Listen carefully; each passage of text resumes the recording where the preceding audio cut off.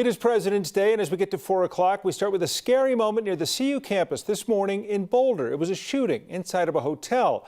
Well, that led to emergency alerts for students on campus. No one was hurt. The alerts warned people near the hotel to stay inside. Police say the shooting happened about 10 a.m. inside the Millennial Harvest House, Boulder. That's a hotel off Arapahoe and 28th, not far from CU's campus and Folsom Field. Police say the suspect was a guest at the hotel. Police arrested the suspect and took him to the hospital for evaluation. We don't know how he's doing. Police say they recovered multiple guns inside the hotel. Police lifted the shelter-in-place order about noon today. Let's take a live look at some of this video from our meteorologist, Corey Reppenhagen, also from Boulder. Winds up there, vicious. They knocked down a 50-foot-plus pine tree. You can see the huge roots of the tree. People just kind of shocked about what they found. See, it's much easier to climb that tree once it's laying down. It is easier to climb a tree when it's on the ground. It looked like people were climbing the tree now that it was horizontal. Well, there you see the flags are starched. It has been a very windy President's Day. Danielle Grant's with us to talk about the wind sticking around at least through tomorrow, right? Yeah, and then we're talking snow. Huh? Perfect, thanks. Something to look forward to. I know. We haven't had much. I know. No, this winter it's been pretty quiet, right? Yeah. Do you sense my sarcasm? First, we have to deal with these wild winds that are going to continue tonight through tomorrow. We have a high wind warning in place for parts of the Front Range foothills up to the high country and then even into parts of Wyoming. You can just kind of see by the coloring contours how fierce and ferocious these winds are, especially into northern Colorado. 30 to 40-mile-per-hour speeds charging across the metro area, but the worst of it, those 60, 70, 80-mile-per-hour wind gusts, they're primarily up in the mountains and through the foothills and then further to the north. That high wind warning is going to continue until lunchtime tomorrow. Keep that in mind. Wind gusts easily could top 85 miles per hour. I know it almost sounds like a freight train charging across the foothills. Tough to get sleep if you live up there, that's for sure.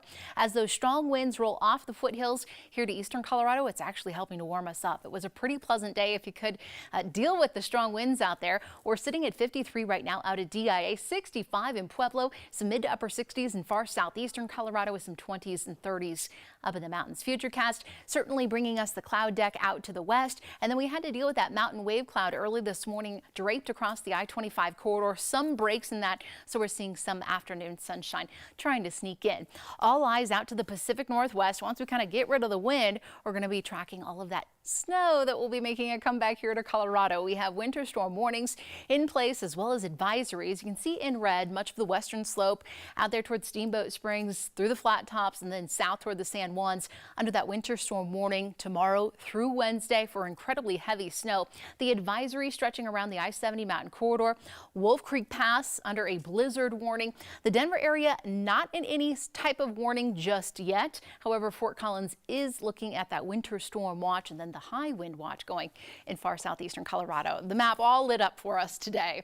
The fierce winds again continuing through tomorrow. Then we're talking snow. We'll go over possible totals, especially here for the city and kind of what that looks like. And then guys, on the backside of that storm, we get to deal with the cold. So it's kind of like a repeat of last week, pretty much. Yeehaw. Okay. Yeah. Do it all over again. It seems like it's a repeat of week after week after a week since like the second week in December. Okay. March is around the corner. That's true. We're getting there. We're looking. Next week. For it? Good luck. Thank you. All right, Danielle, we'll see you in a few minutes. Sounds Thanks. good. Today, there was another earthquake shaking the Syria-Turkey border, a 6.3 magnitude earthquake. This coming 2 weeks after the major earthquakes that's devastated that region and killed more than 45,000 people. Today's earthquake centered in the far south corner of Turkey near Syria. This earthquake killed at least 3 people, injuring 200 more. The first responders there say more buildings collapsed and there are still more people trapped. This quake was reportedly also felt in Egypt and Lebanon. Since that earthquake 2 weeks ago, scientists have recorded more than 6,000 aftershocks. More than 1.5 million people are still living in temporary shelters. The Colorado Bureau of Investigation hopes a new website will help people find people who go missing or those that just wander away. It's actually estimated that 6 in 10 people who live with dementia will wander at least once in their lives, and many do it repeatedly. It certainly can be dangerous and even life-threatening. 9 News reporter Matt Jablow joins us now with details of the new website. Matt?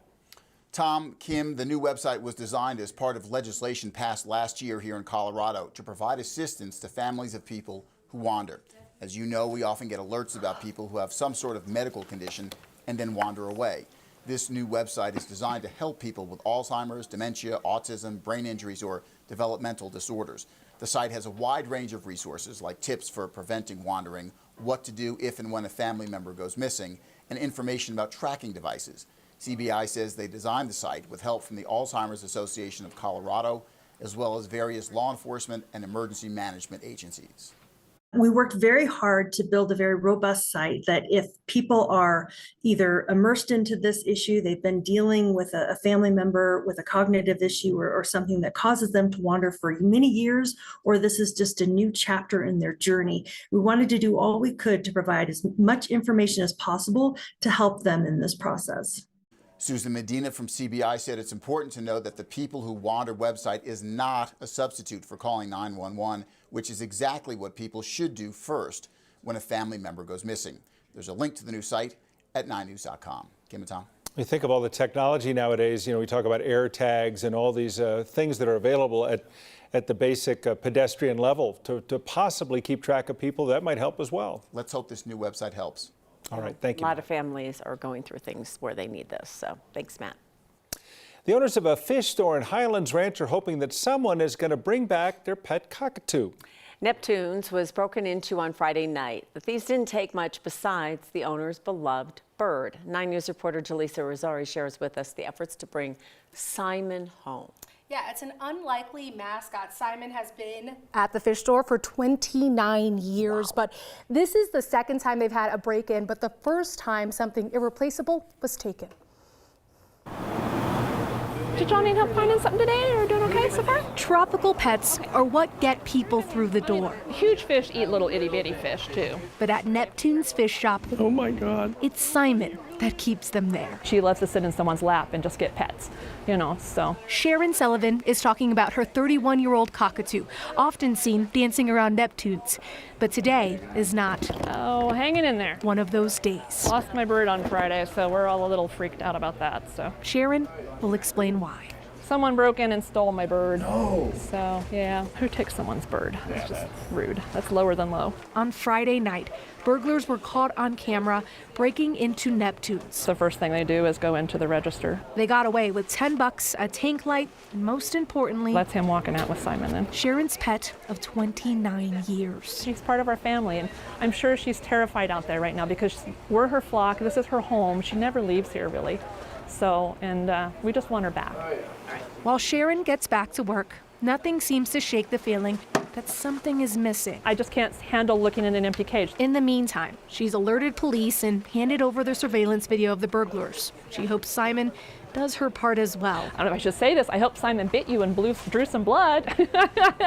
She laughs so she doesn't cry, because while there are plenty of fish in the sea, there will only be one Simon. We just want to get our bird back. Sullivan says a young cockatoo can sell for about $2,000, but with Simon being 31, there's not a ton of value there besides an endless amount of sentimental value. Yeah. Well, and I would think Simon isn't, you know, unless you know a lot about birds, the easiest thing to care for. They don't have a cage. Mm-hmm. And I mean, apparently Simon's a talker. Oh, well, good. says. Maybe Yeah. Simon will talk in the middle of the night and keep him up, and they'll say, let's get Simon home. And they think that's probably how they spotted Simon, because there's a blanket usually over Simon at night covering the birdcage. But I guess Simon tends to say hello when people enter the door. So they think that that's kind of what tipped the burglars off. The specificity of this robbery, I mean, they left everything else pretty much except for Simon. There are some real exotic fishes in there, but they took the bird, and it's super disheartening just because this means so much to this store. You could tell just with spending a couple hours there today. These people love this bird. There's people who don't even have fishes that come to this store just to say hi to Simon. So they're really hoping these burglars do the right thing and no questions asked, just drop off Simon while they're there or have someone else drop them off. They just want their bird back. Yeah. You would think they're not that sophisticated and they didn't really like stalk Simon or something. It doesn't feel like it, but you never know. Yeah, I mean, if you get away with the bird but not the cage, you're probably not a bird person. I don't know. Yeah. Maybe not. I know I can't put it together. I worry for Simon, but I don't You know, usually I Never know. immediately know what happened in the case of a crime. I know exactly why they did what they did, who did it, and everything. In this case, I don't. Not this go around. Yeah. Thanks, Jaleesa, Jaleesa. thanks. We hope some good news comes for them and you follow up. Thanks. Hey, quick reminder about traffic tonight. Northbound Spear between Lawrence and Market Street will be closed until 11 tonight. If you're driving north on Spear, you're going to detour into downtown on Lawrence Street. So you need to do that. They're replacing a bridge. It's an important thing to pay attention to tonight. 1 year after fentanyl killed 5 people, a family reflects on what they lost and how their lives have changed.